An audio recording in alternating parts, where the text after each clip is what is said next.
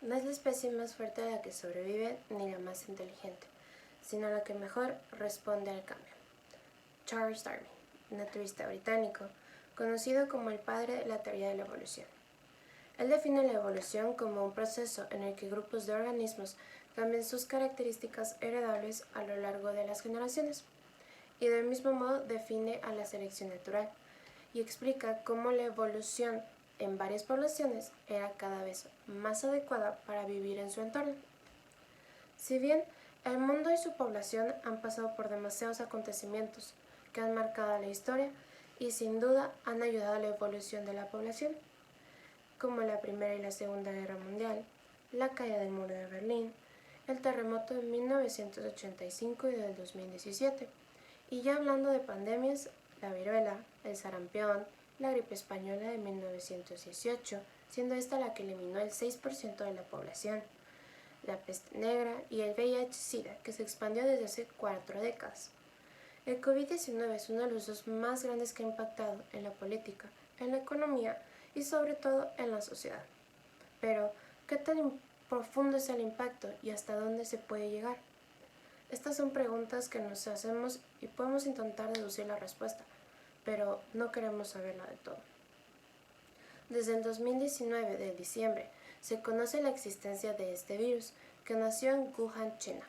Llegó a México a principios de marzo y el 11 de marzo del presente año la OMS declaró pandemia global de coronavirus. El COVID-19 mide entre 120 y 160 nanomilímetros. Ingresa al cuerpo e infecta al huésped en 14 días. Pero no solo invade el sistema respiratorio, invade nuestro hogar, nuestro trabajo y ha impactado la vida de cada uno de los individuos, de la misma manera en la que actúa, en silencio. El individuo vivía un ritmo de vida tan rápido que dabas por sentado muchas cosas que ahora solo son un anhelo. El saludar de mano, un beso, un abrazo, el poder salir a visitar a nuestros seres queridos. Y de repente, lo único permitido está dentro de nuestros hogares, donde nos vemos forzados a vivir a un ritmo de vida mucho más lento, cotidiano y rutinario, donde todos los canales de televisión solo hablan del COVID-19 y de cómo va arrasando con la población. Nos hemos visto forzados a vivir y convivir con personas bajo el mismo techo, que sabemos son nuestra familia, compañeros de departamento, pareja o simplemente nos encontramos solos. Y damos cuenta que no sabemos nada de estas personas, que por más que compartan el mismo techo, son extraños. Y no es hasta este momento que podemos conocer la verdad sobre ellos y sobre nosotros. Este virus vino a cambiarlo todo, y aún no nos damos cuenta. La sociedad añora volver a su ritmo de vida, al trabajo, ver a sus seres queridos y viajar por el mundo, pero aún no idealiza la sociedad que ya no hay vuelta atrás. Cuando se levante el confinamiento, no vamos a volver a vivir como solíamos hacerlo. Solo hay un antes y un después del COVID-19, y el después depende de nuestra sociedad. La sociedad es un grupo de individuos con un fin en común, y en este momento nuestro fin común es vencer al virus. Pero ¿cómo lo vence una sociedad que está dispuesta a hacer fila bajo el sol por horas para conseguir cerveza? O porque el mayor miedo sea que se acabe el papel de baño y no al riesgo de muerte.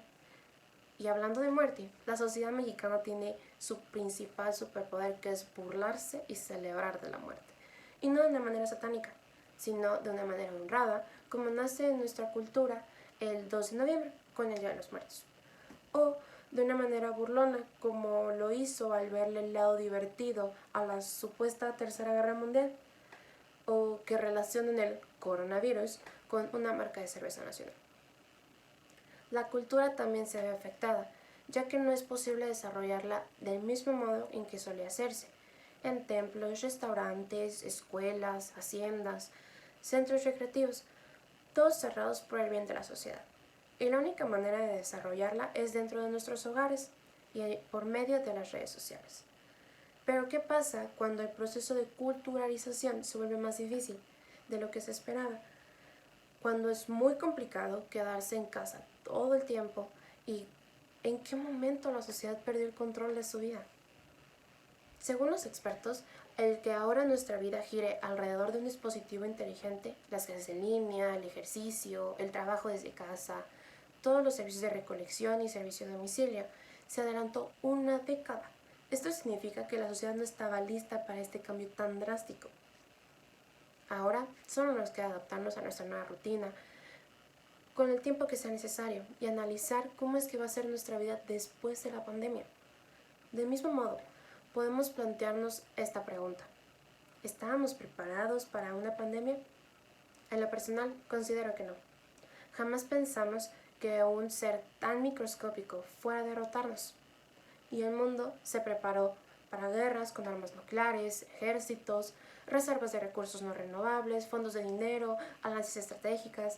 Pero ¿de qué sirve ser la potencia mundial si tienes más muertes que cualquier otro país? Y es muy difícil seguir una regla de 1 metro de distancia.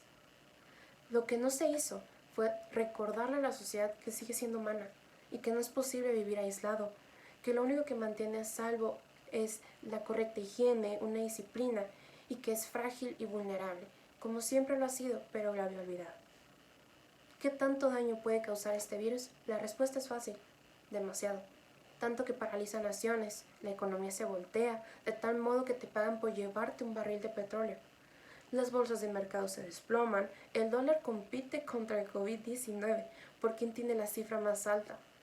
La industria se frenó, los hospitales son zonas de guerra, pero que todo lo malo después viene algo bueno.